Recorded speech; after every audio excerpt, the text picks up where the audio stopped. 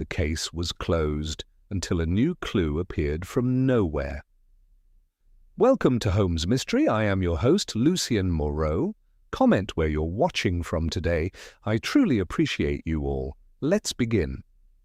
Holmes stood up abruptly, his hands clasped behind his back as he paced the room. There is something about this case that unsettles me, Watson, he muttered, almost to himself. The timing of it all, the perfect presentation of the crime scene, it's as though someone is trying to make us believe a lie, one that is almost too perfect to be true. The simplicity of the suicide theory is what draws people in, but you and I both know, Watson, that nothing in life is simple. There is always more to uncover. I could see his mind working, the various strands of evidence weaving together in ways that eluded my own understanding. I watched him for a moment, then turned back to the cipher, a string of symbols that had been etched into the letter Clara Barrington had received. It was a riddle, complex and cryptic, and it held the answer to something far deeper than the apparent tragedy of a man lost to despair. "I must admit, Holmes," I said, glancing over the cipher once more, "I find myself at a loss. There is no clear starting point. How do we even begin to make sense of these symbols?" Holmes turned to me, his sharp eyes glinting in the lamplight. "A good question, Watson. The cipher itself is a puzzle, but one that I believe can be broken down through methodical observation. Let's start with the obvious. Notice the repetition of certain symbols, the X and O shapes that seem to appear in clusters. And then this odd symbol here," he pointed to a glyph near the top, resembling an intricate spiral. "It could be a subtle hint at something circular in nature, or perhaps a coded reference to a location." He paused, then added, "The trick in these puzzles, Watson, is never to take them at face value. One must look beyond the surface, decode the hidden patterns and correlations that others would overlook. We'll begin with the most striking detail, the apparent connection between Barrington's death and this letter. Whoever sent it wants us to believe that the case is closed, but the truth is often far more elusive." I studied the letter again, this time with more purpose, my mind attempting to latch onto any potential clues. It was then that I noticed something peculiar. The edges of the letter were carefully folded, but almost as if the sender had taken great care in its presentation. There was something deliberate about the way the paper had been creased and sealed, an attention to detail that suggested this was not just any ordinary missive. Holmes seemed to read my thoughts, his gaze flickering from the letter to me. "You see, Watson, it is these small things that matter most. Why go through such trouble with a letter that will, in all likelihood, be discarded as a mere curiosity? There is intent behind this, and I believe the sender wants us to find something within its confines. Something hidden, perhaps, something meant to lead us astray, or perhaps toward the truth." "Do you think Clara Barrington is aware of the true nature of her husband's death?" I asked, my voice tinged with concern. "Could she be complicit in some way?" Holmes shook his head. No, I do not believe so. I have no reason to suspect Clara. If anything, her distress appears genuine. She may be grieving, but I sense no malice in her demeanor. She is simply a pawn in a larger game, and I suspect the real mastermind is someone who is skilled in deception, someone who has meticulously orchestrated the scene in order to manipulate the minds of those who might investigate." He walked over to the window and peered out into the fog. "That said, I find myself growing more intrigued by the position of Barrington's body.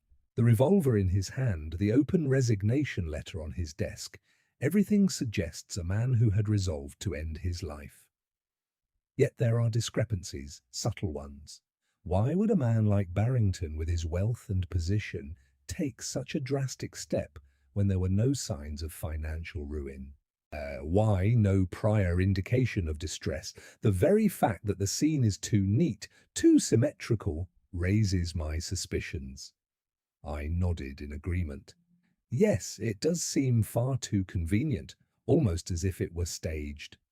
Precisely, Holmes replied, a slight smile tugging at the corners of his lips. And that, Watson, is where we will begin our investigation. We shall examine the scene in greater detail, and I have no doubt we will find the key to unravelling this riddle. Within the hour, we were at the Barrington estate. The house stood in sombre silence, its grandeur overshadowed by the tragedy that had occurred within its walls. The servants, though visibly distraught, allowed us entry without protest, and we made our way up to the study where Barrington had been found. The room was just as Holmes had described, elegantly furnished. Oh, the scent of aged wood and leather filling the air.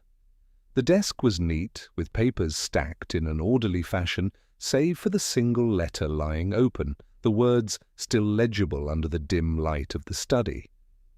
On the floor, near the desk, lay a small bloodstain, the mark of Barrington's final moments. Holmes crouched beside the body, his keen eyes scanning every inch of the room.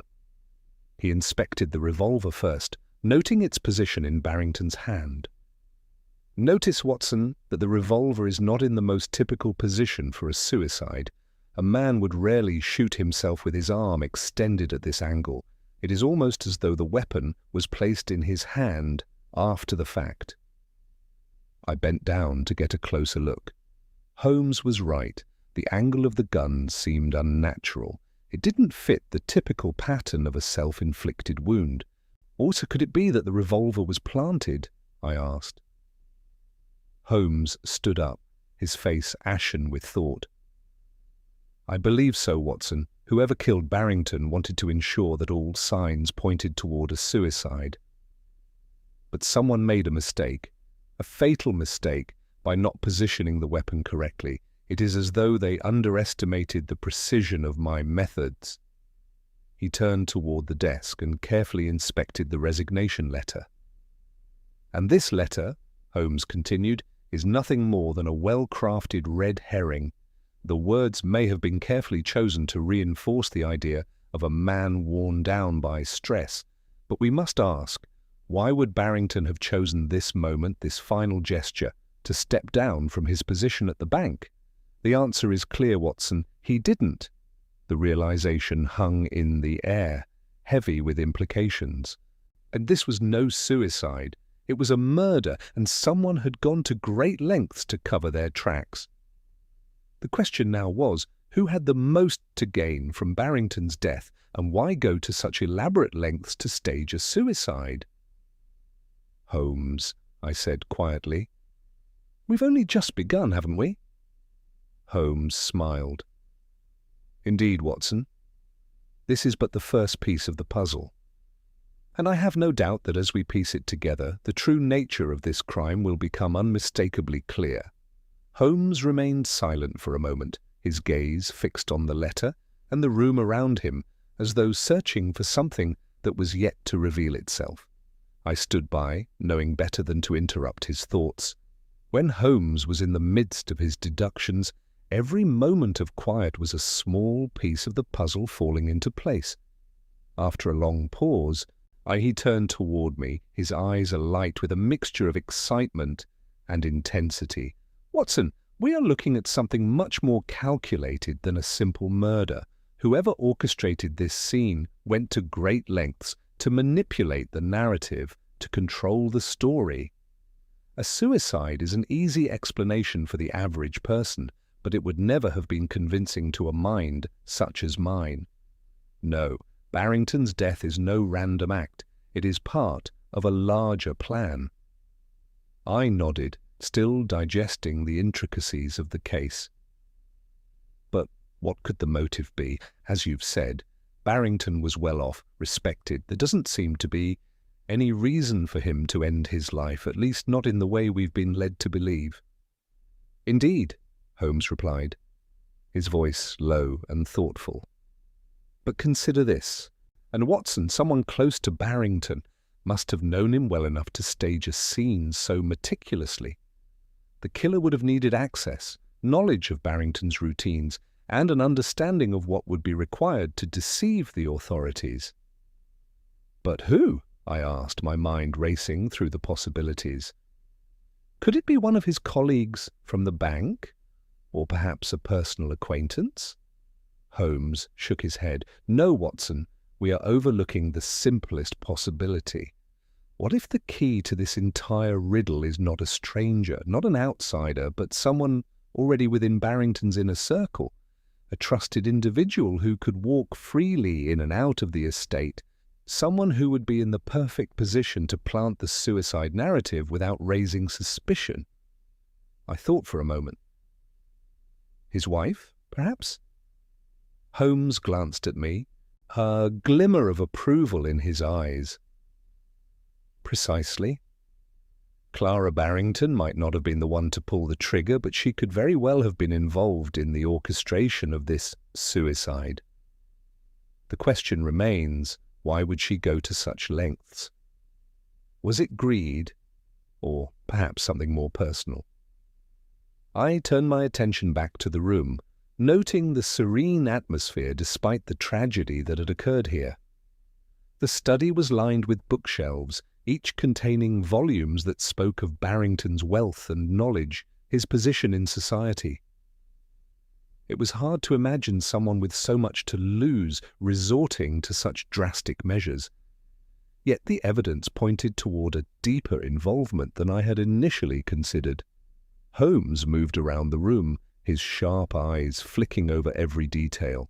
His gaze paused on a small desk drawer that had been left slightly ajar. He walked over to it, opened it with a gentle tug, and began to sift through the papers inside. I approached him, keen to see what he might find. "Anything of interest?" I asked. Holmes didn't answer immediately, but instead pulled out a set of receipts, a ledger, and, tucked beneath them, a small notebook. He flipped through the pages, each one filled with neat, precise handwriting. "It appears Barrington kept meticulous records," Holmes mused, "perhaps too meticulous.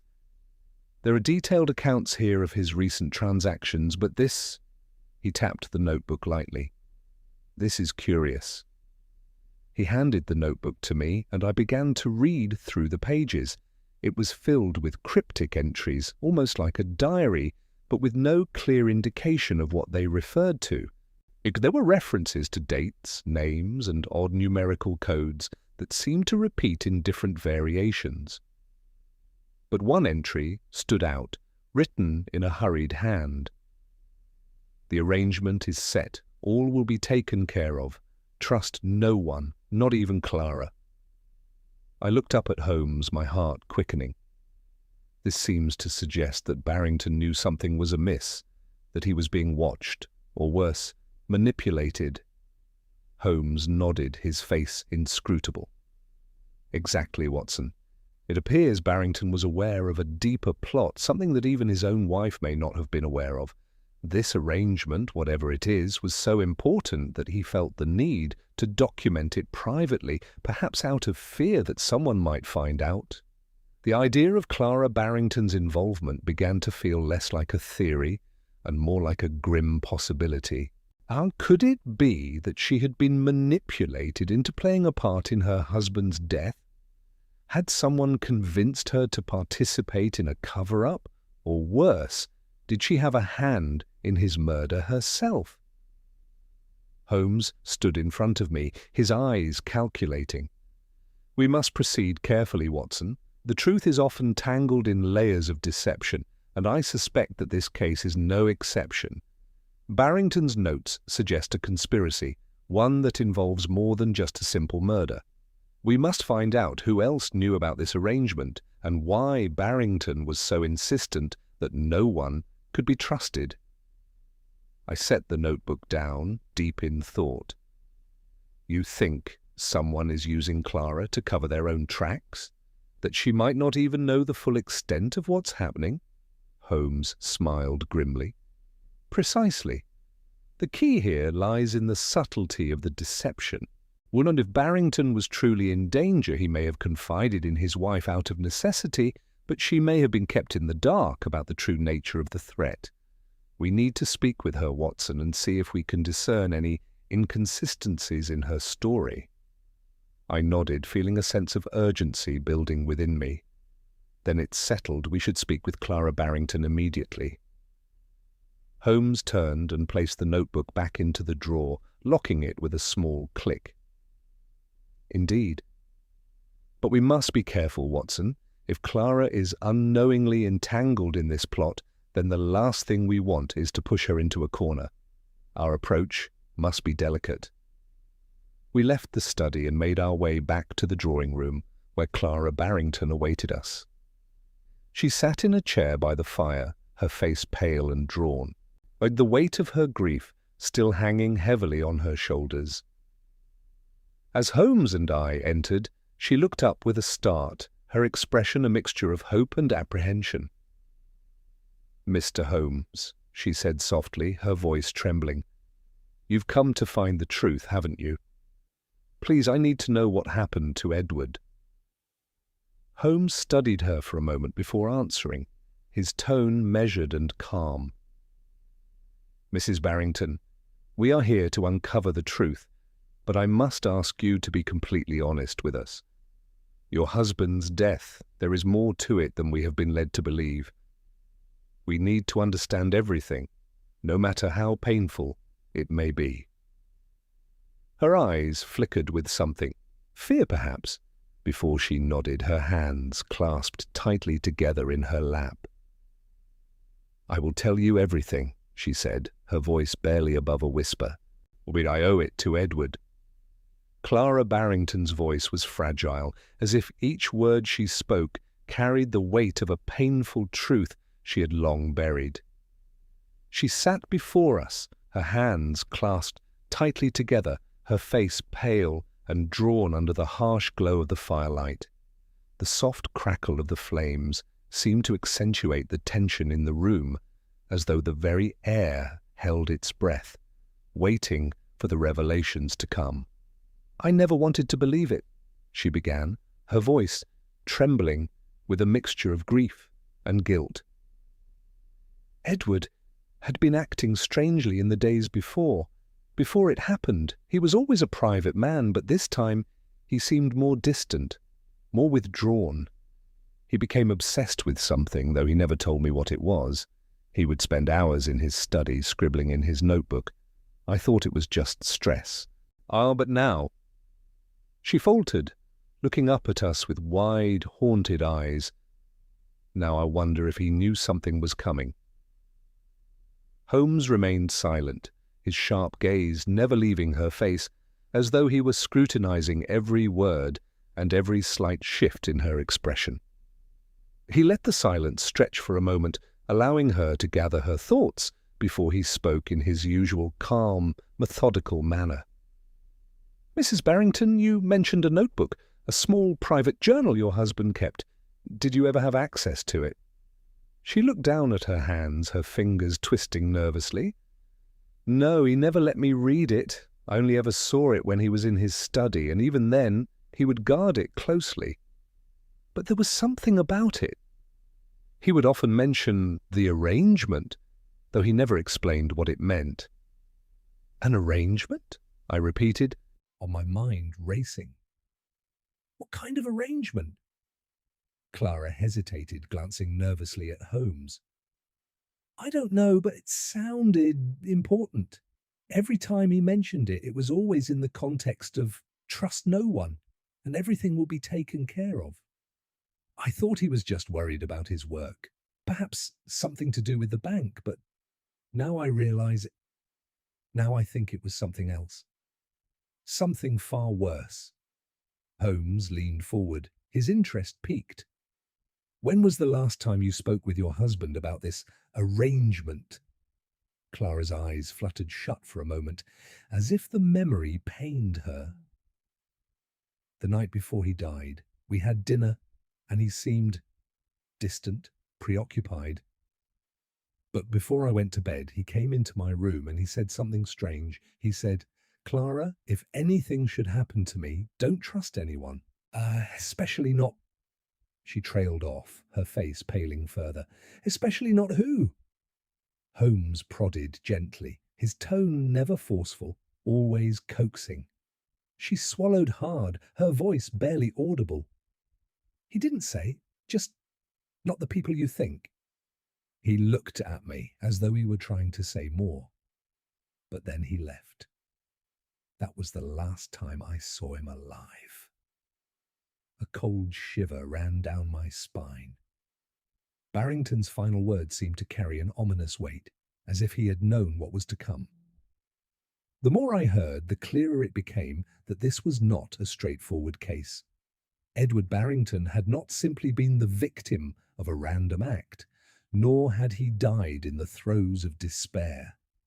There was a deliberate pattern, a sequence of actions that had been planned, perhaps by someone close to him. Holmes stood up abruptly, at his brow furrowing with the intensity of his thoughts.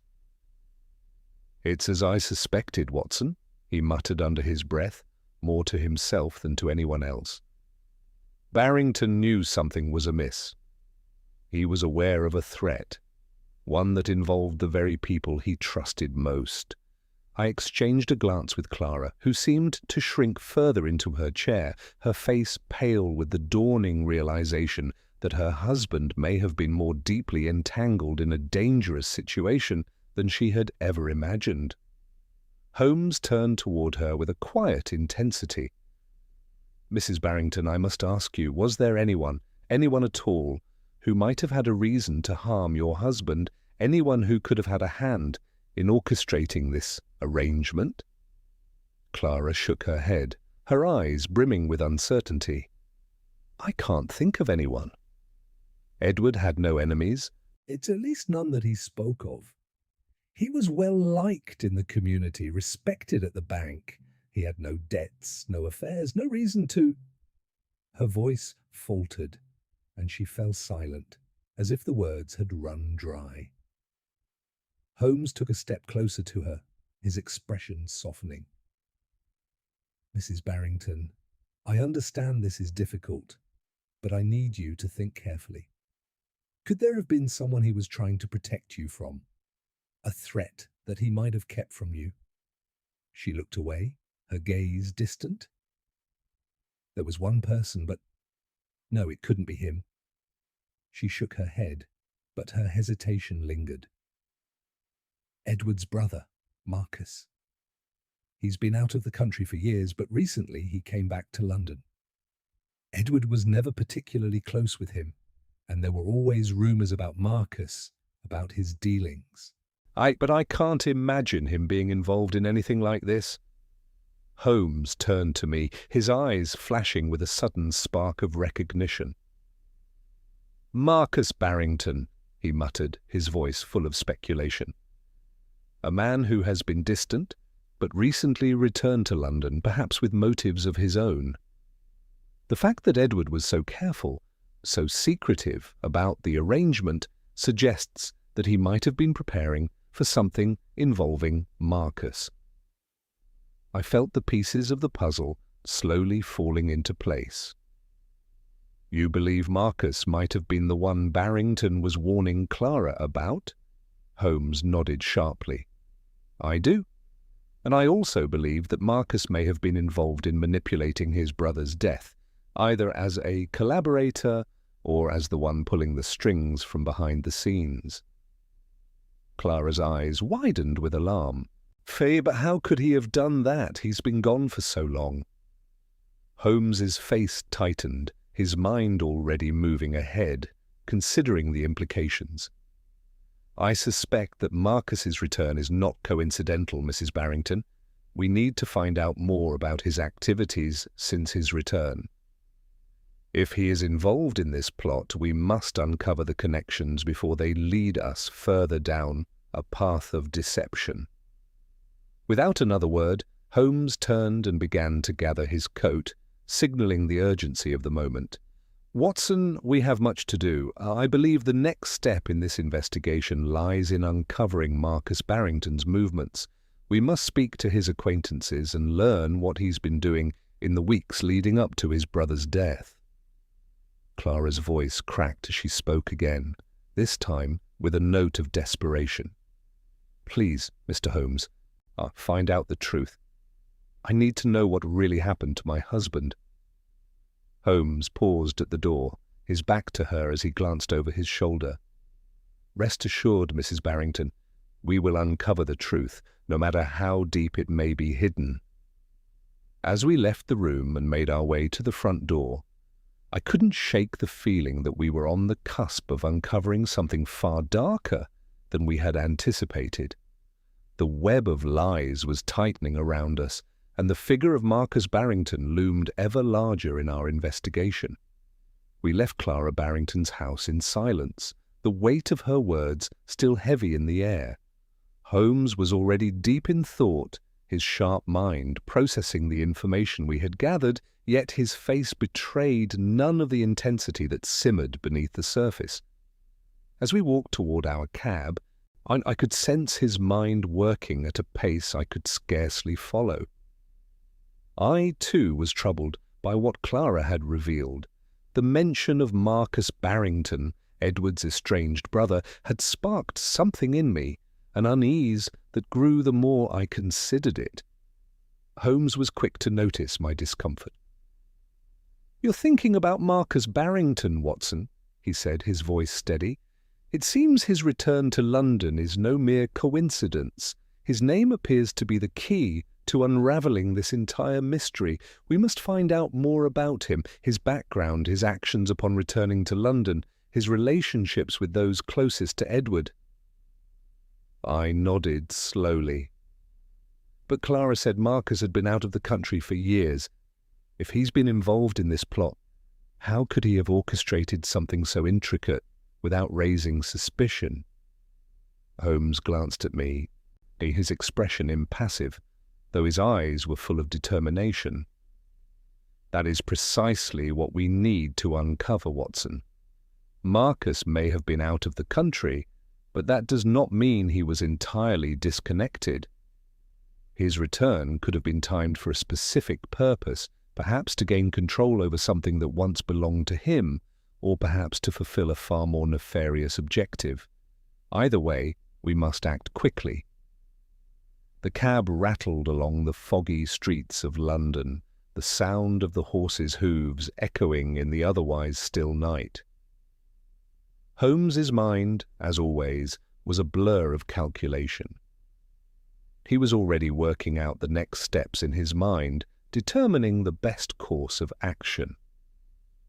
I knew better than to interrupt him, and so I let my thoughts wander back to Clara's revelation. The chilling possibility that Marcus might have been involved in more than just a casual family dispute. If he were behind the plot, if he had somehow orchestrated his brother's death, then the stakes had just become much higher. We arrived at our destination shortly thereafter, a modest townhouse tucked away in one of London's less frequented streets. It was the residence of a man named Geoffrey Summers, a close associate of Marcus Barrington's from what we had learned. Holmes had already arranged to meet with him earlier in the day, and it was clear that Summers could hold a crucial piece of the puzzle.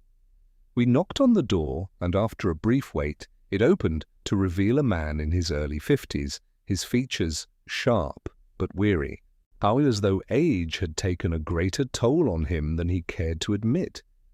His clothes, though neat, were plainly worn, and his eyes flickered with a nervous energy as he looked us over. "Mr. Holmes, Dr. Watson?" He greeted us with a forced smile, though his voice lacked the warmth one might expect from a host.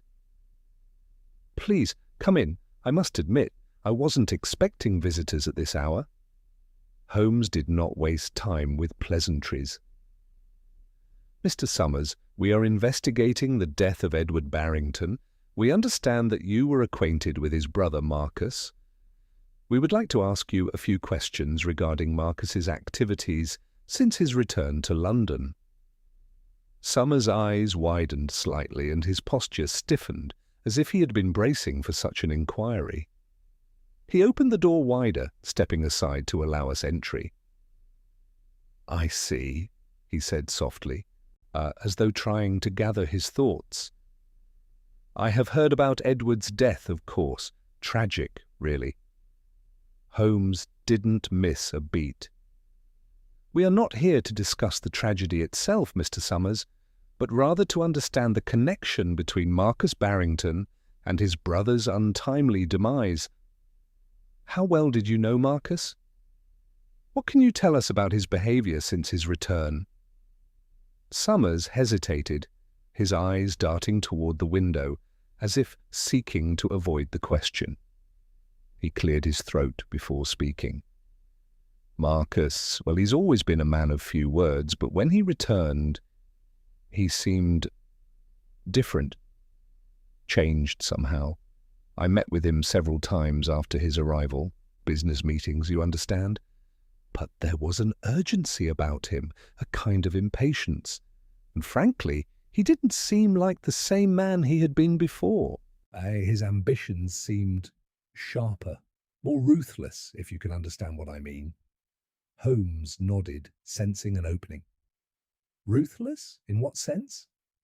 "Marcus always had a certain coldness about him," Summers explained, his gaze becoming more distant as he spoke. "But after he returned, it was as though he had no regard for anything but his own goals. I overheard him arguing with Edward on more than one occasion about the bank, about the family's assets. He was intent on securing control, and I fear that Edward, well, he wasn't willing to give him what he wanted." I could feel the pieces beginning to click into place. "You believe Marcus had a financial motive? That he may have been planning to force his brother into a situation where he would have no choice but to comply?" Summers shifted uncomfortably in his seat. "I don't know if it was that simple, Mr. Holmes. But there were times when I saw Marcus in deep conversation with other men I didn't recognize, often in the late hours of the night. They seemed to be discussing something of great importance, something that was clearly troubling Marcus. Whatever it wasn't just about money, it was about power, control. Marcus has always craved power. Holmes absorbed this information, his mind racing as he processed the implications. Did Marcus ever mention anything about an arrangement, a plan that involved his brother?" Summers flinched at the word arrangement, and I noticed a fleeting look of fear cross his face. "I don't know about any arrangement, Mr. Holmes, but I did hear Marcus speak once about a final solution, a way to resolve all of Edward's reluctance." "Oh, and it was said in passing, but I remember it clearly. He was frustrated, angry even, as if he believed Edward's stubbornness was getting in the way of something far larger, something that needed to be done quickly." The tension in the room thickened, and I could see Holmes's expression harden with determination. "You mentioned that Marcus had business meetings with other men. Can you recall any of their names? Any details about these meetings?" Summers shook his head slowly. "I couldn't say for certain. But there was one man who always seemed to be at the center of it all. A tall, dark-haired man, always well-dressed, always looking as though he belonged in a place much higher than this. I've seen him around town, never close, but always lurking nearby. I don't know his name, but I've seen him at Marcus's side more than once."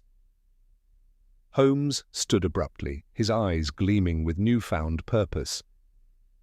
"I believe we now have a name to investigate, Watson. It seems that Marcus Barrington's plans were far more intricate and far more dangerous than we initially thought." I nodded, the pieces falling into place with alarming clarity. It was no longer just about Marcus Barrington. There was someone else involved, someone who had been lurking in the shadows, orchestrating a far more sinister plot. The game, it seemed, was only just beginning. The conversation with Geoffrey Summers had given us more to think about than I had anticipated. The mention of a mysterious, dark-haired man always present at Marcus Barrington's side never far from the scheming, struck a chord deep within me. This was the first tangible lead that might connect Marcus to something far more dangerous than mere family discord. And yet, there were still so many unanswered questions. Who was this man, and what role did he play in the web of lies surrounding Edward Barrington's death? Holmes, as usual, seemed to be several steps ahead. He had been quietly mulling over the information we'd gathered, his mind weaving connections that I could scarcely follow. We had left Summers' house with a sense of urgency, the case now no longer confined to the actions of Marcus Barrington alone. A larger, more sinister plot appeared to be at work, one that involved shadows lurking at the edges of London's most respected institutions. The next day Holmes wasted no time, and we had barely returned to Baker Street before he was already making plans to track down the elusive figure who had appeared in Summers' account. It was clear that this man, whoever he was, held the key to understanding the full extent of Marcus's machinations. "Watson," Holmes said, his voice calm but full of purpose, "I believe we need to find this man immediately. His connection to Marcus is likely to be the missing link in our investigation. If Marcus has been using him as a tool, then we must determine his true identity and motivations before he disappears into the shadows again." "How do you propose we find him?" I asked, feeling a surge of anticipation. "Summers only saw him in passing. We have no solid information to go on."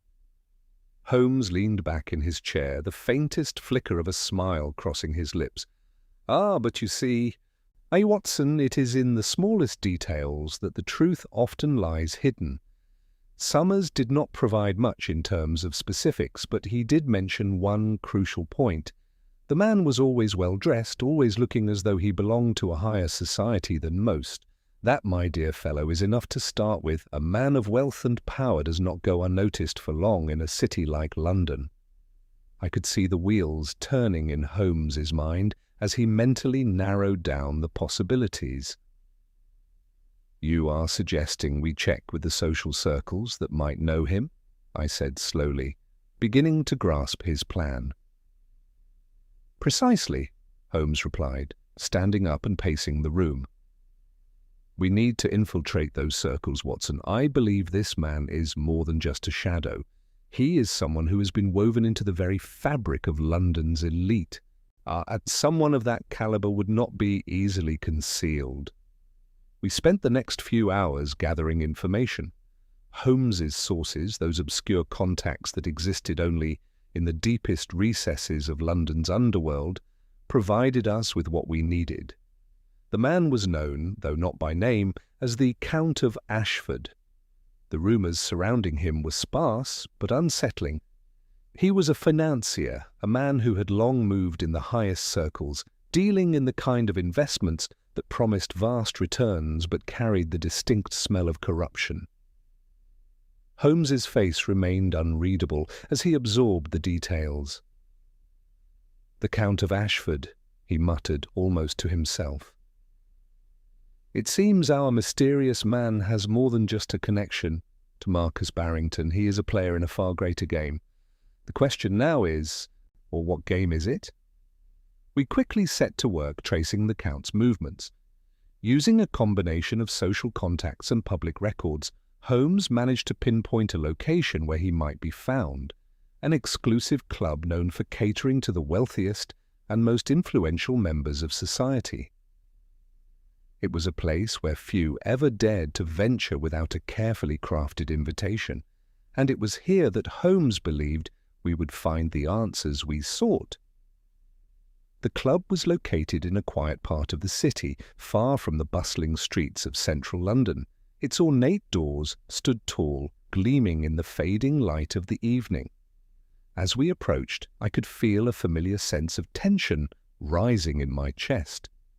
This would be no ordinary interview. If the Count of Ashford was indeed involved in the death of Edward Barrington, he would not be easy to corner. Day we entered the club with little fanfare, our presence scarcely noticed by the well-dressed patrons lounging in the opulent surroundings. The air inside was thick with the scent of expensive cigars and the hum of low conversation. Holmes, ever observant, led the way with confidence, his sharp eyes scanning the room for any sign of the man we sought.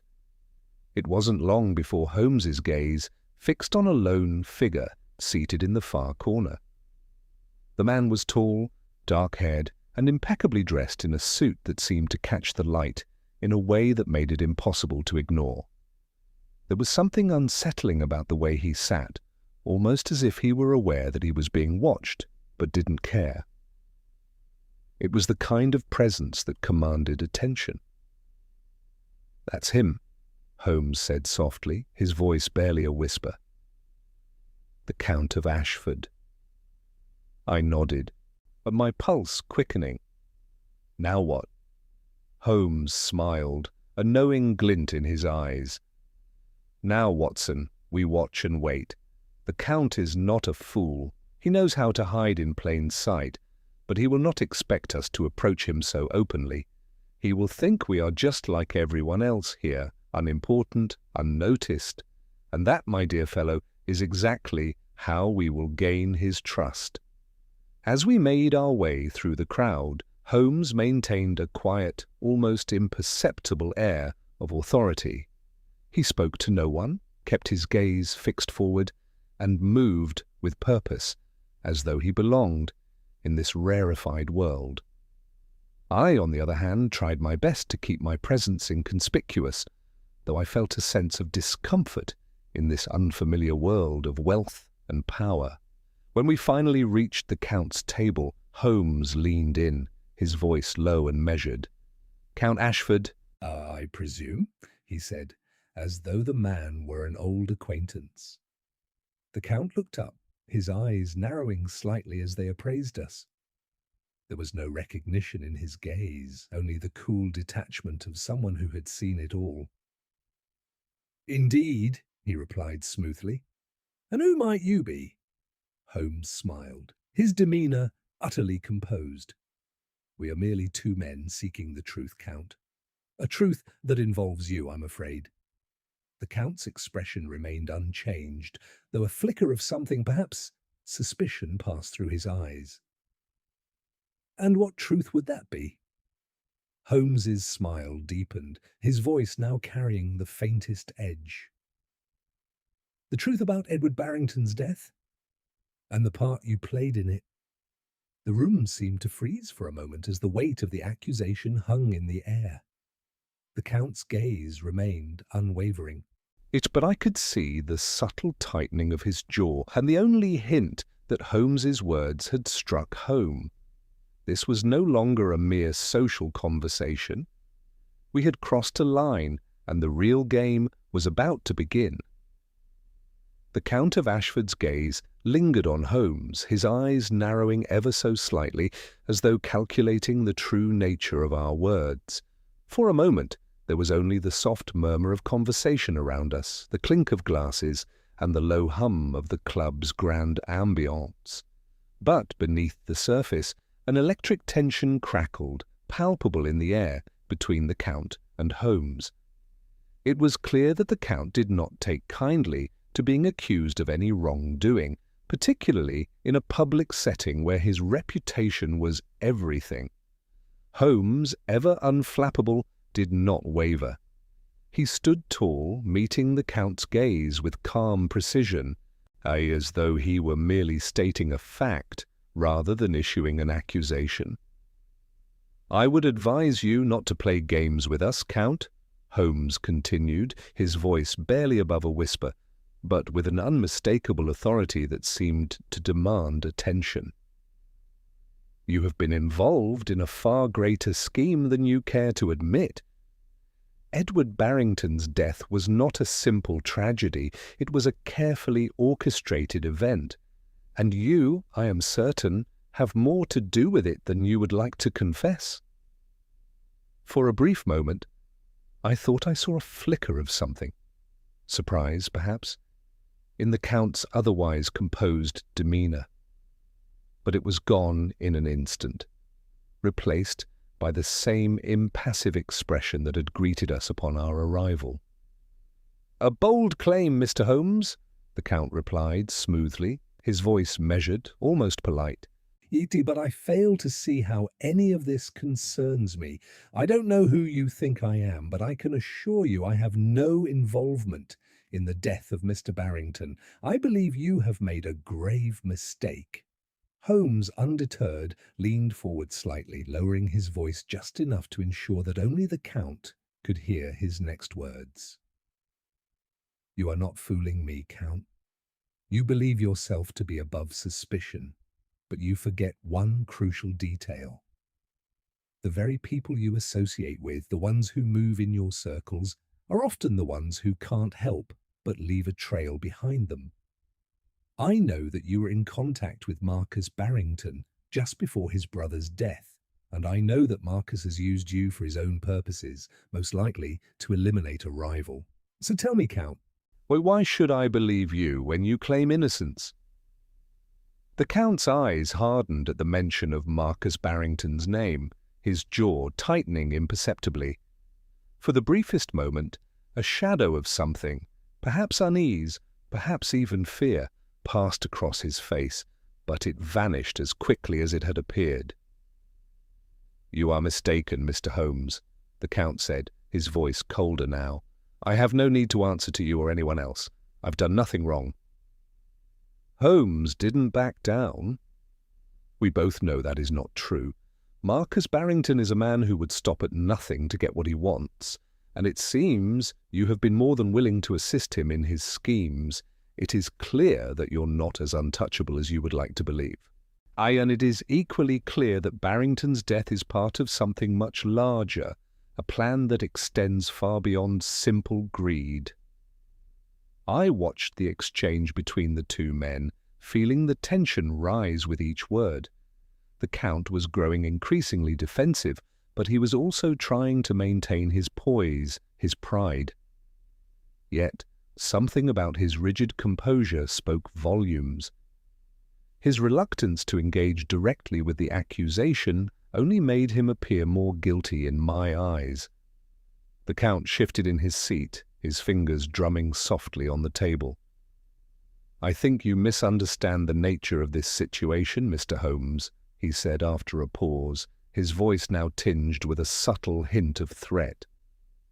"I have no intention of discussing business with you here. If you wish to continue this conversation, I suggest we move to a more private setting. But be warned, there are forces at play far beyond your understanding." Holmes's gaze never faltered. "I think it is you who misunderstands, Count. I am not here to make idle threats. I am here to ensure that justice is served. If you have any part in the death of Edward Barrington, I will see that you are brought to answer for it." The Count's lips twitched slightly as though he were on the verge of laughing, but he quickly regained his composure. "Very well, Mr. Holmes. If you insist on pressing the matter, you'll find that your efforts will be in vain. There are far more powerful forces at work than you realize. But if it is confrontation you seek, then I suggest we move forward. But let me be clear, if you continue this pursuit, it will be your own peril that you face." Holmes, unfazed, stood up slowly, his eyes never leaving the Count's face. He nodded slightly, a small but knowing smile crossing his lips. "We shall see, Count," Holmes replied calmly. "We shall see." With that, we turned and walked away from the table, leaving the Count to stew in his own private thoughts. As we made our way to the door, I couldn't help but feel the weight of the Count's words hanging in the air. There were indeed forces at work, forces beyond what we had imagined, and the Count was clearly a man with far more power than we had anticipated. Once outside the club, I turned to Holmes, my mind racing with the possibilities. "Do you believe him, Holmes? Do you think he's truly innocent?" Holmes shook his head slowly, his expression unreadable. "No, Watson, I do not believe he is innocent. But I do believe that the Count is hiding something far more dangerous than we have yet uncovered. He is a man of power, and his association with Marcus Barrington goes far deeper than a mere business relationship. What we are dealing with, I fear, is not just a murder, but a conspiracy of the highest order. I felt a cold shiver run down my spine at the thought. A conspiracy? But what could it possibly be about? Holmes's eyes darkened as he glanced down the foggy streets of London. We need to find out more about Marcus's dealings, his connections, his investments, everything he's been involved with, and the Count's role in it all. This is no longer just about Barrington's death. It's about something much larger. We must uncover what lies beneath the surface. As we walked through the foggy streets, I could sense the gravity of the situation settling in. We were not just chasing a murderer anymore. We were facing a shadowy conspiracy, one that would reach into the very heart of London's elite, and it would stop at nothing to ensure its secrets remained buried. The true nature of Edward Barrington's death was still just out of reach, but the deeper we dug, the more dangerous the truth seemed to become. As we made our way back to Baker Street, I couldn't shake the image of the Count's face, calm, unreadable, but with an undeniable hint of something darker lurking behind his eyes. His warning echoed in my mind. There are far more powerful forces at work than you realize. What had he meant by that? Who exactly was he protecting? As in, why had he taken such extreme measures to ensure that his role in Edward Barrington's death remained hidden? Holmes, too, appeared lost in thought, though his expression was one of quiet determination. I knew that he was piecing together the fragments of this puzzle in a way that I could not yet comprehend. The weight of the investigation seemed to have shifted from a simple murder case to something far more intricate and insidious. We were no longer merely chasing down clues, we were chasing shadows, and the deeper we went, the more elusive the truth became. As we reached the door of our flat, Holmes paused and turned to me, his voice as calm as ever. "Watson, we are on the brink of uncovering something far greater than we imagined. I believe we must now turn our attention to Marcus Barrington's business dealings, as well as his connections in London. This conspiracy, if it exists, is not just confined to the Barrington family. It reaches far beyond." "Yes, but how do we even begin to find those connections?" I asked, feeling a growing sense of urgency. "The Count of Ashford is obviously part of this, but who else is involved, and what's their ultimate goal?" Holmes placed his hand on his chin, as though contemplating the very fabric of the conspiracy itself. "Marcus Barrington is not a man who acts alone, Watson. He surrounds himself with powerful allies, and I suspect that some of them may be operating right under our noses. We need to start looking into Barrington's recent investments, what projects he was involved in, who his business partners were, and, most importantly, what connections he had to individuals of influence in London. Those connections will lead us to the truth, no matter how well hidden it may be." I couldn't help but feel a sense of dread rising within me. Do you really think it's possible to uncover everything? To expose this conspiracy before it engulfs us as well? Holmes gave me a reassuring glance, though his expression remained unreadable. "It's not a matter of whether we can uncover it, Watson. It's a matter of whether we have the courage to follow this trail wherever it leads us. The truth is often buried beneath layers of lies, and it is only by relentlessly pushing forward that we will break through." With that, Holmes immediately set about making the necessary arrangements.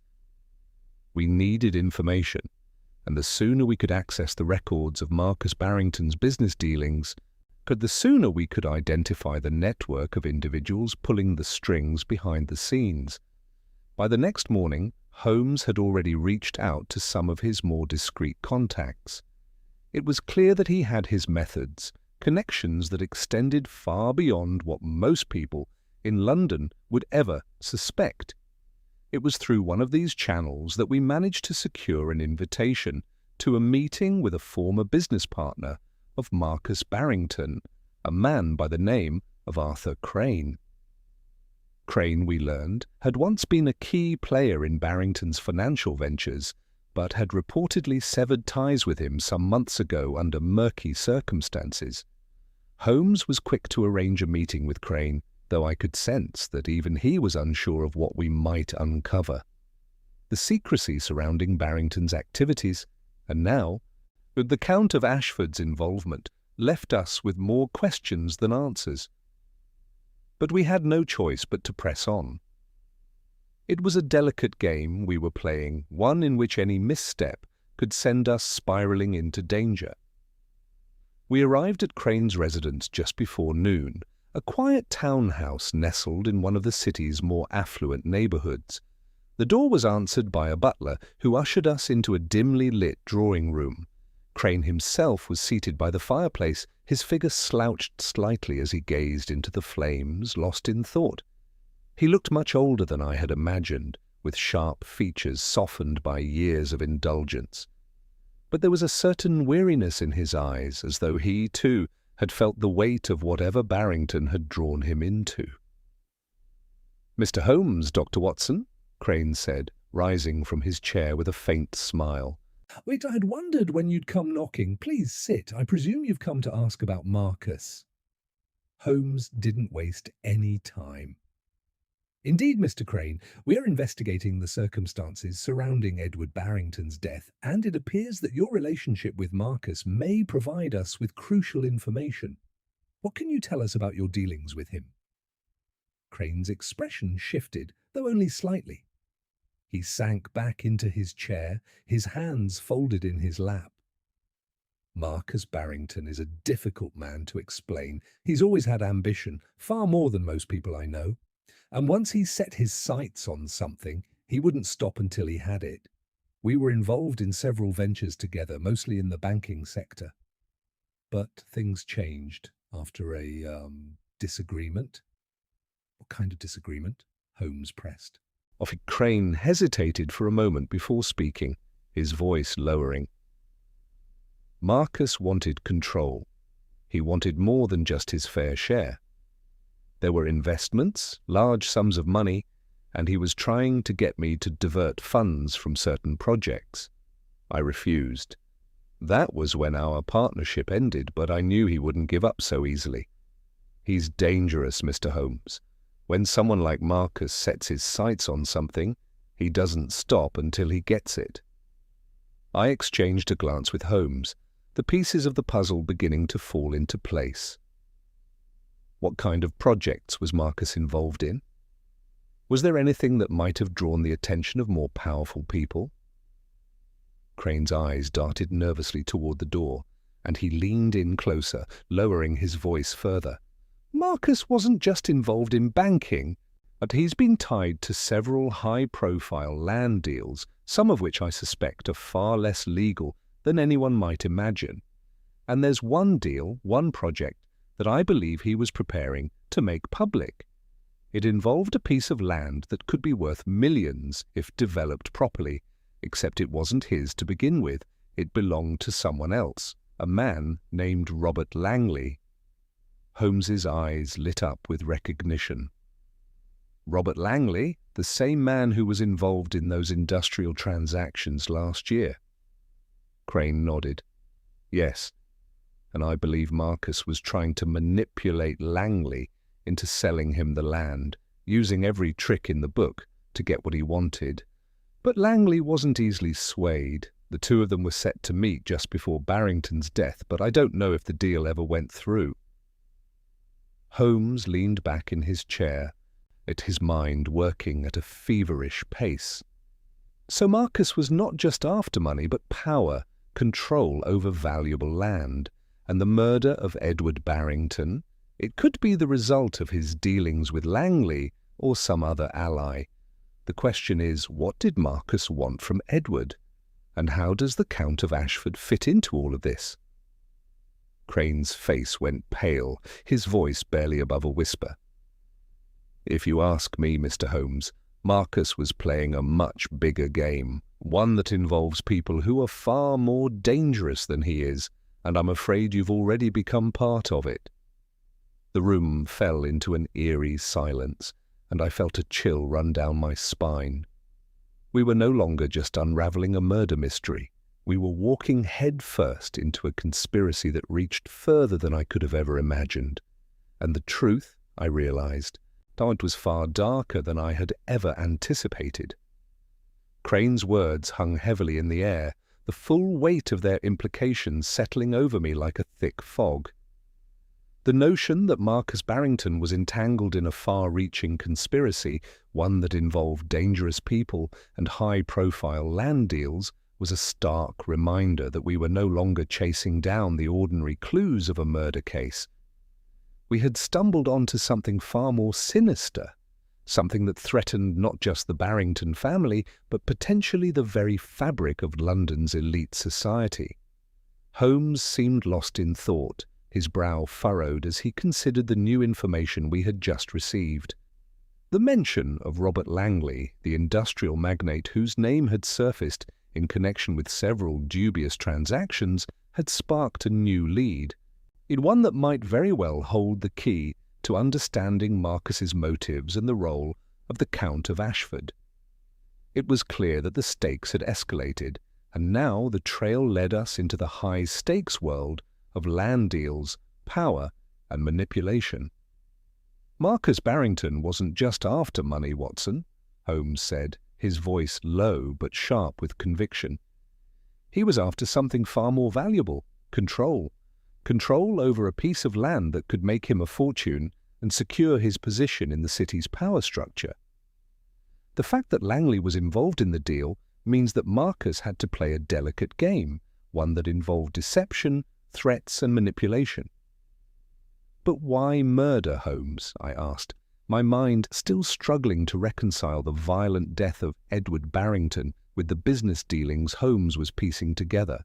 Obviously, if Marcus wanted control over this land, why go as far as to kill his brother? Surely there were other ways to force the issue.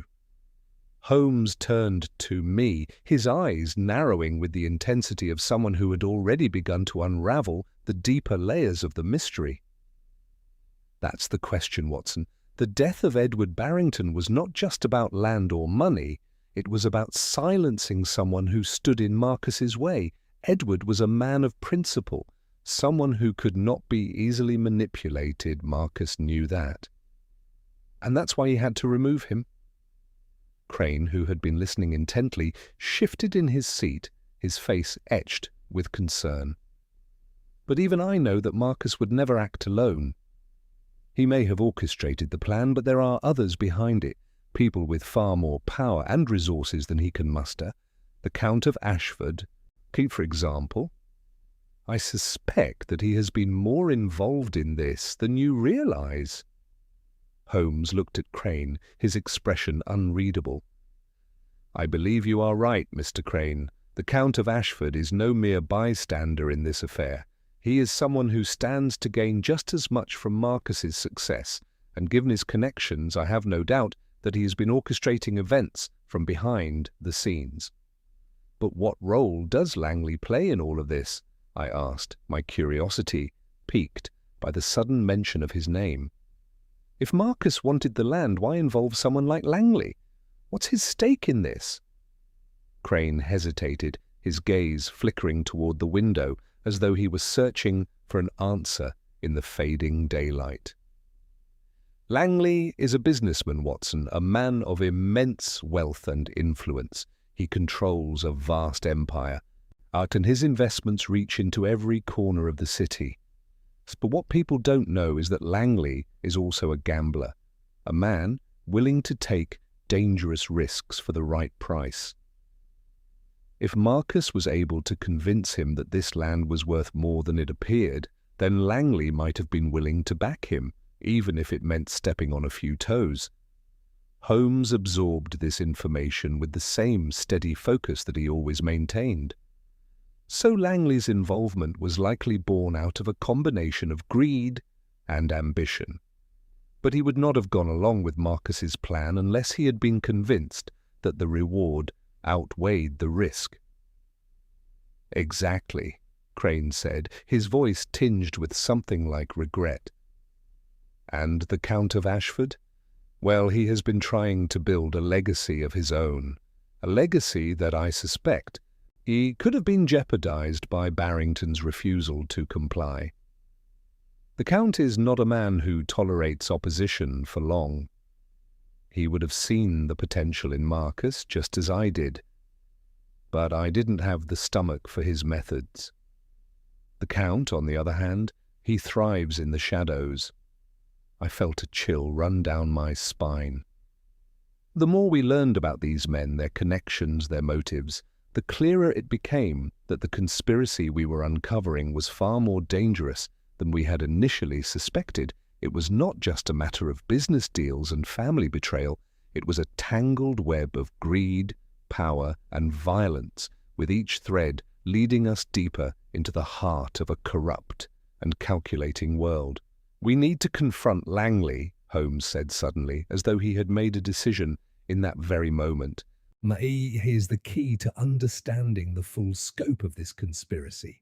If we can get him to talk, we might finally uncover what Marcus is truly after and what role the Count of Ashford plays in all of this.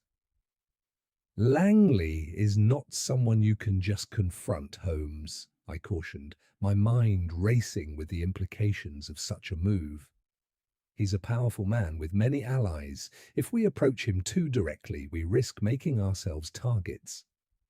Holmes smiled, a slight curve of his lips that barely registered as a grin. "I never said we would confront him directly, Watson. But I do believe that if we play our cards correctly, we can force Langley into revealing what he knows. He will not be able to resist the pressure once it starts building." Crane shifted uncomfortably in his chair, clearly apprehensive about the direction the conversation was taking. If you're going after Langley, then be prepared for the consequences. He has connections everywhere, some that are not so easily undone. You don't know the kind of men he works with." Holmes stood up, his gaze steady. "I am fully aware of the risks, Mr. Crane, but we cannot allow this conspiracy to continue unchecked. Edward Barrington's death was only the beginning. If we don't act now, more people will fall victim to this ruthless network of corruption." Crane's face tightened, and for a moment I thought he might object further, but he simply nodded, his expression grim. "Then I suggest you move quickly. If Langley catches wind of your investigation, it might be too late." As Holmes turned to leave the room, his stride purposeful and resolute, I couldn't help but feel the weight of the task ahead of us. We were no longer just investigators. We had become players in a dangerous game, one in which the stakes were higher than we could have imagined. The lives of the Barrington family, the truth behind Edward's death, and the shadowy figures who moved in the corridors of power all hung in the balance. And the closer we came to uncovering the truth, the more we realized that the consequences of our actions could be far-reaching and far more perilous than we had ever anticipated. The evening air had grown colder by the time Holmes and I arrived at our next destination, the home of Robert Langley. We had gathered all the pieces we could from Crane, and now we had no choice but to move forward with our plan. Confronting Langley was a necessary risk, or one that could either expose the full extent of Marcus Barrington's conspiracy or bury us under the weight of those powerful forces we had so far only glimpsed. Langley's house was as imposing as his reputation, an old, sprawling mansion on the outskirts of the city. The large iron gates creaked open as we approached, and we were ushered inside by a silent but watchful butler who led us through a grand foyer lined with expensive portraits and rich tapestries.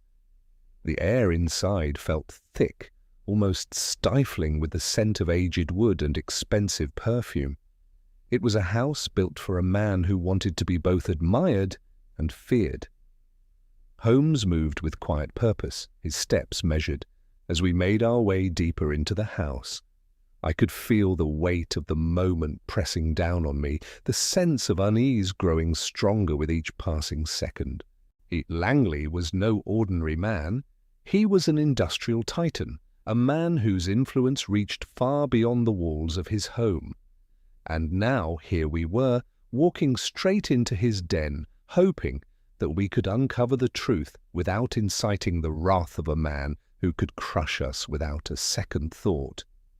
When we reached the study, the door was opened by another servant, and there, sitting behind a large mahogany desk, was Robert Langley himself.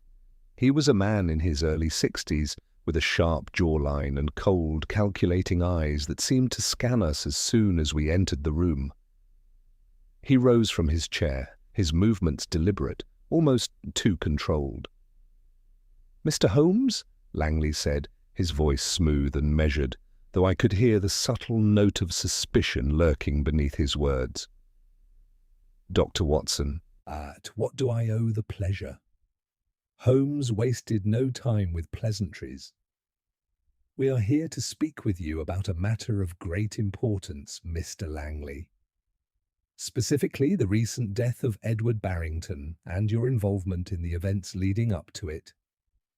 Langley's expression remained impassive, but his eyes flickered for a moment, just enough for me to notice. Edward Barrington's death was a tragic event, Mr. Holmes, but I fail to see how it concerns me. Perhaps it doesn't, Holmes replied smoothly. But I think you know that Barrington's death is part of a much larger scheme, one that involves Marcus Barrington and, if I'm not mistaken, you as well. We have reason to believe that your business dealings with Marcus played a significant role in his brother's untimely demise. Langley's eyes narrowed ever so slightly, as though his face remained composed. "You are mistaken, Mr. Holmes. My dealings with Marcus have been entirely above board. The Barrington family has nothing to do with my business interests." Holmes took a step closer, his gaze unwavering. "That's where you're wrong, Mr. Langley. Marcus Barrington has been manipulating the circumstances surrounding his brother's death for his own gain, and we know that you have been involved in his plans, perhaps even more deeply than you would care to admit." Langley's fingers drummed lightly on the edge of his desk, a telltale sign that he was growing increasingly uncomfortable. But he didn't break eye contact with Holmes. "You're fishing, Mr. Holmes. I have no idea what you're talking about." Holmes smiled, a thin, knowing smile. "I think you do, Mr. Langley. And I think you're just as aware as I am that your involvement in this scheme could very well ruin you. But the truth has a way of coming to light, no matter how deeply it's buried. We already know about the land deal Marcus was trying to secure, and we know that you were involved. The question is, how far will you go to protect your interests?" Langley stiffened, and for the first time a flicker of emotion crossed his face. Something dark, something dangerous. "You're threatening me, Mr. Holmes," he said in a low, measured tone. "I don't take kindly to threats." Holmes, however, remained unfazed. "I'm not threatening you, Mr. Langley. I'm merely stating the facts. If you were truly innocent in all of this, you wouldn't be so defensive. You wouldn't feel the need to hide behind your wealth and power. Yeah, but I believe that you're far more involved in this than you're willing to admit, and that is why I have no choice but to continue pushing forward until I uncover the full truth." Langley's lips curled into a thin smile, but there was nothing warm about it. "You are making a mistake, Mr. Holmes. I suggest you leave before you regret it." It was a subtle warning, but one that was impossible to ignore. The atmosphere in the room had shifted, the air now thick with unspoken tension. I could sense that Langley was holding something back, but whether it was fear or pride, I couldn't tell. Holmes didn't flinch. "I'm afraid I can't do that, Mr. Langley. Not until we get to the bottom of this. Your involvement in Marcus Barrington's schemes is no longer a matter of speculation. It's a matter of evidence, Why, we know that you and Marcus were in cahoots, and we know that your interest in this land deal goes far beyond mere business. The question is, how far are you willing to go to protect yourself?" Langley's gaze hardened, his jaw clenched, as though he were struggling to maintain control. "You don't know who you're dealing with, Holmes," he said, his voice icy now. "I've dealt with men far more dangerous than you. You're playing a game you cannot win." Holmes leaned in closer, his eyes never leaving Langley's. "I've been in games far more dangerous than this, Mr. Langley, and I always win." For a long moment, the room was still, the tension between them palpable. I could feel the weight of Langley's silence pressing in on us. He was no longer hiding behind his wealth or his power. He had been cornered. Or now he had no choice but to reveal what he knew. Finally, after what felt like an eternity, Langley spoke again, his voice low and deliberate. "You're right. I've been involved with Marcus. But you're wrong about one thing. I never wanted to kill Edward Barrington. That wasn't my plan. But Marcus had other ideas, and he was determined to get what he wanted, no matter the cost." I felt a chill run down my spine as Langley's words sank in. The revelation was both shocking and unsettling, confirming what we had suspected all along. Marcus Barrington had orchestrated his brother's death, but there was more to it than just a land deal or business rivalry. This was a calculated move, one that had been planned from the very beginning. Holmes stood still, his eyes narrowing as he processed this new information. Well, what was Marcus planning, Langley? What was the true objective behind Edward's death? Langley's face darkened, his eyes flickering with something like regret. Or was it fear? Marcus was going to take everything. He was going to have the land, the money, and the power, but he needed to remove the obstacle, Edward. I tried to warn him, tried to make him see sense, but Marcus was too far gone. And now you're both tangled up in it. You've made a dangerous enemy. I could see that Langley was close to breaking, but there was still so much left unsaid. He was close to revealing everything, and yet I could feel the tension building to a boiling point. Holmes, sensing the shift, pressed on, his voice firm and unwavering. "Tell us everything, Langley," Holmes said, his tone leaving no room for negotiation. "Every last detail." Or this will be the last mistake you ever make." The truth was within reach, and with each word Langley spoke, we were closer than ever to uncovering the dark heart of Marcus Barrington's conspiracy. Langley's eyes flickered with something close to panic, but he quickly masked it with a defiant sneer. His posture, which had been relaxed and aloof only moments before, had stiffened, the weight of his confession beginning to settle upon him. For a brief moment, I thought we had pushed him too far, but then, with a deep breath, he spoke again, his voice lower now, almost resigned. "I wasn't involved in the actual murder," he said quietly, the words tumbling out more easily now that the floodgates had been cracked open. "But I knew what Marcus was capable of. I warned him not to go through with it. But you have to understand, mister. At Holmes, he wasn't just after money, he was after power. He wanted control over everything, the land, the assets, the influence, and Edward stood in his way. Edward was the one who refused to go along with the plan." Holmes didn't speak, merely watching Langley with his piercing gaze. I could see that Langley was fighting with himself now, the weight of his silence a clear indicator that he had reached the point where the truth could no longer be kept hidden.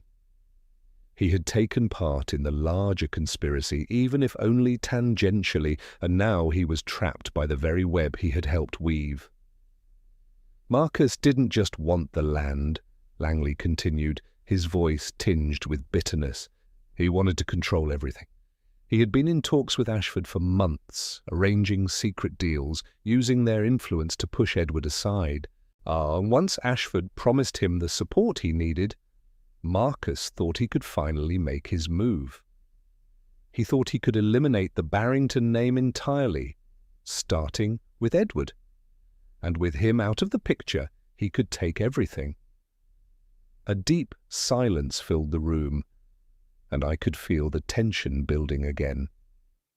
Langley's words had painted a far clearer picture of the conspiracy, but there were still so many pieces left unaccounted for. What did Ashford have to gain in all of this? Why had he become involved in such a dangerous and calculated plot? And how far did Marcus's influence truly stretch? Langley seemed to sense our lingering questions. He leaned forward, his hands clasped tightly in front of him. Marcus never told me the full plan, but I saw the changes in him, the way he started acting, calculating, ruthless. And I knew he had something planned. He was meeting with Ashford behind closed doors, discussing how they could take control of the Barrington estate. But once Edward started to resist, it became clear that Marcus was prepared to do anything, and that included murder. Holmes's expression remained unreadable as he absorbed the information, his eyes never leaving Langley. What exactly did Ashford stand to gain from all of this? What was his stake in Marcus's plan? Langley hesitated, glancing nervously at the door as if expecting someone to walk in, but no one came. He swallowed hard before speaking again. Ashford wanted power. He wanted to secure a position in society where he could no longer be challenged. Barrington's wealth, his influence, it was all there for the taking. Ashford promised Marcus that with his backing, that Marcus would have full control over the Barrington legacy, and they would split the profits. I could see now that Langley's involvement was more complicated than I had originally assumed. While he wasn't the mastermind behind the murder, his willingness to support Marcus, to turn a blind eye to the darker actions unfolding, made him complicit in the larger scheme. But there was still something missing. "And where do you fit into this, Langley?" I asked. "You said you tried to warn Marcus, but you didn't stop him. Why not? What kept you from pulling away from such a dangerous game?" Langley's face twisted in a grimace, and I could see the guilt in his eyes, even if he tried to hide it. "It was greed, Watson, plain and simple. I thought I could get my hands on something I didn't deserve. Ashford promised me a slice of the pie too. I thought I could keep my distance and take what was offered without being too involved. But Marcus didn't want anyone to stay out of it. He forced my hand. He knew I'd take the money and stay silent. And that's what I did." Holmes finally spoke, his voice sharp, cutting through the tension like a knife. "But Marcus underestimated the situation, didn't he, Langley? He underestimated just how far we would go to uncover the truth. And now you've implicated not just yourself, but Ashford and Marcus as well. You may have thought you could remain on the sidelines, but the consequences of your actions are much more severe than you can imagine." Langley shifted in his seat, clearly uncomfortable with the weight of his words. "I didn't think it would come to this," he muttered.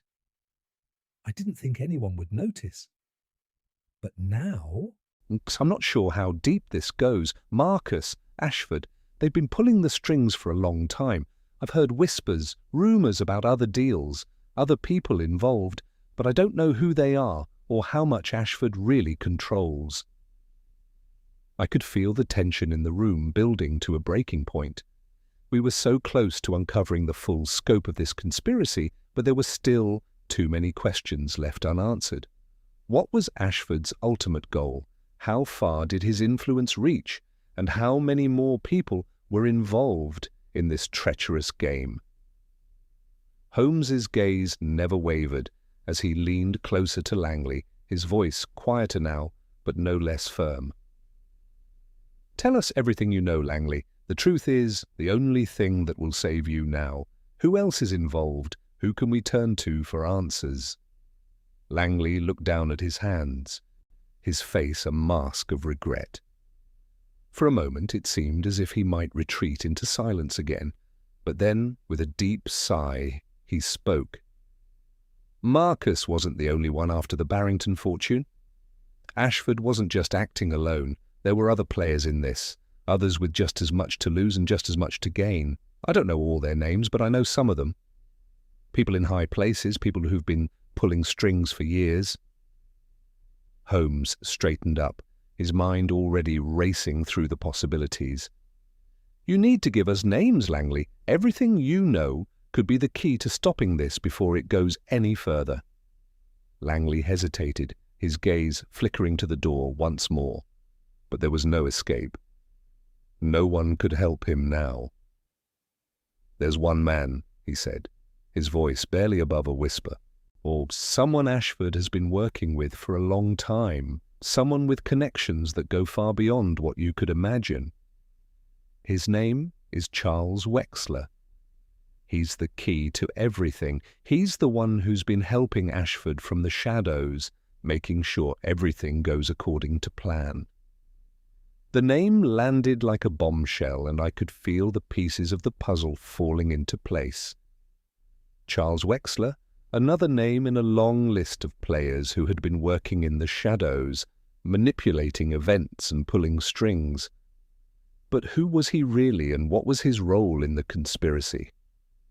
Holmes looked at me, his eyes hardening with the weight of what we had just learned.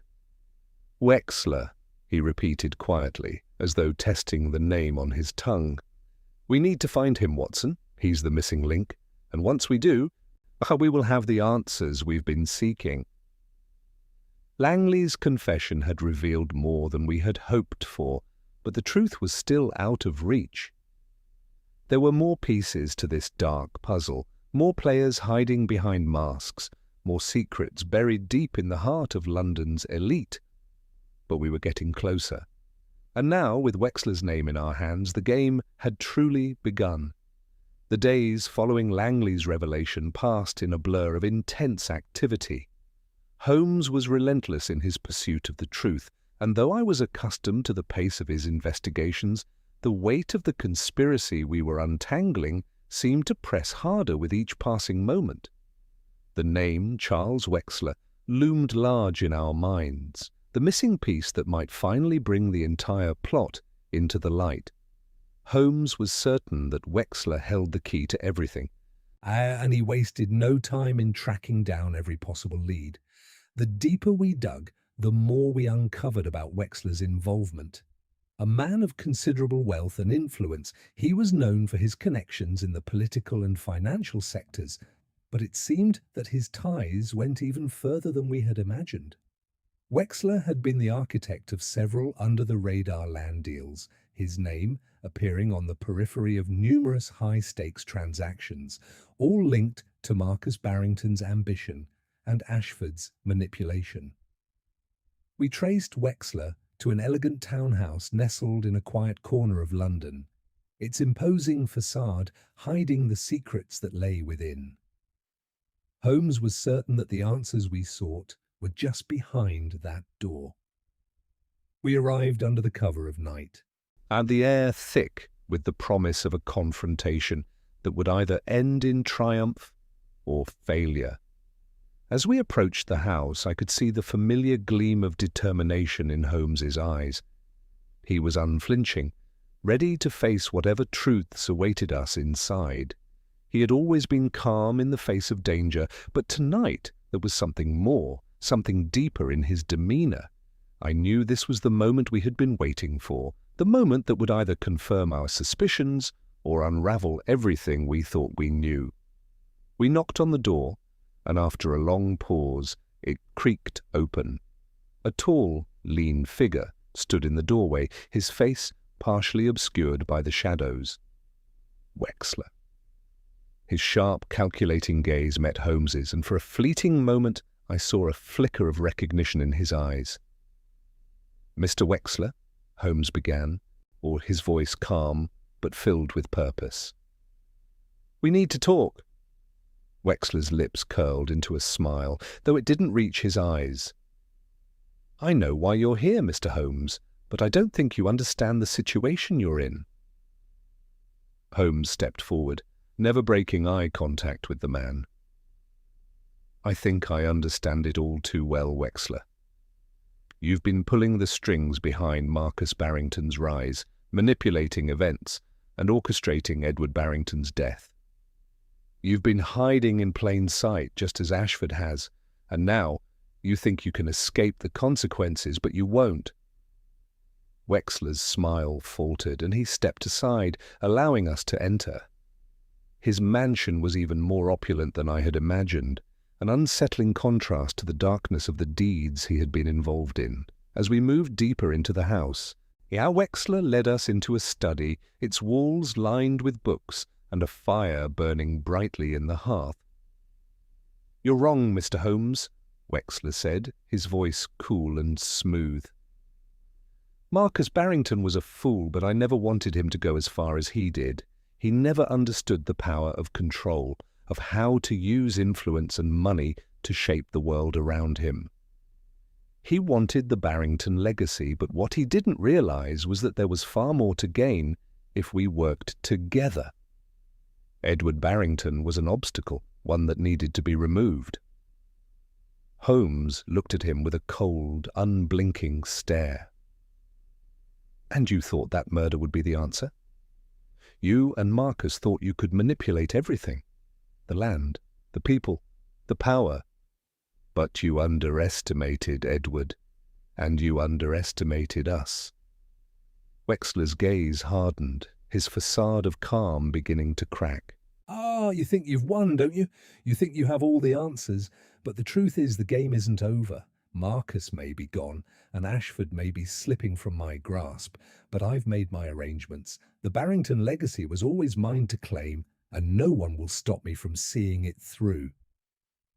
At that moment, I realized the depth of Wexler's delusion.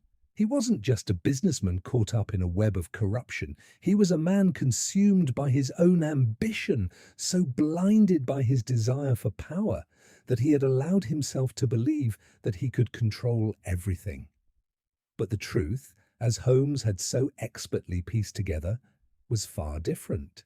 Wexler's plans had been thwarted, and now, with every word he spoke, he revealed just how deeply he had underestimated us. Holmes moved closer, his voice low but firm. "Or your involvement in this conspiracy ends tonight, Wexler. We know about the land deals, about the hidden alliances with Ashford, about the lengths you went to in order to secure your future. But what you don't understand is that the truth has a way of catching up with those who think they can escape it." Wexler stood motionless, his face twisted in anger and frustration. "You think you've beaten me? You've only just begun to scratch the surface, Holmes. There are others, many others, who still stand to gain from this. This isn't over. It's just the beginning." Holmes's gaze remained unwavering. "It ends here, Wexler. The people you've deceived, the lives you've destroyed, they will be the ones to bring this to light, and you will answer for every action you've taken." For a moment, there was silence. Wexler's pride was his downfall. His bravado faltered, and I could see the realization dawn on him that the game had shifted, that he had no more moves left to make. Just then, the sound of police sirens could be heard in the distance, growing louder by the second. Holmes had already sent for the authorities, ensuring that Wexler would not slip away into the shadows once again.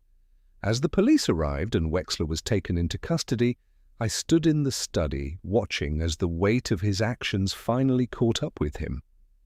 Holmes turned to me, his expression softened by a hint of satisfaction.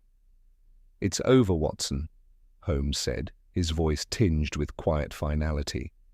"The truth has been uncovered, and those responsible will face the consequences." I nodded, the relief settling over me like a heavy curtain. The conspiracy that had threatened to tear apart the Barrington legacy, or that had drawn us into its dark and dangerous world, was now exposed. Marcus Barrington was dead, his ambitions destroyed. Ashford's influence was crumbling, and Charles Wexler's reign of manipulation had finally come to an end. As we left Wexler's mansion, the fog that had hung heavy over the city seemed to lift, just a little. And though the darkness of the world we had just uncovered would linger in our minds, there was a sense of resolution, a sense that justice, in the end, had prevailed.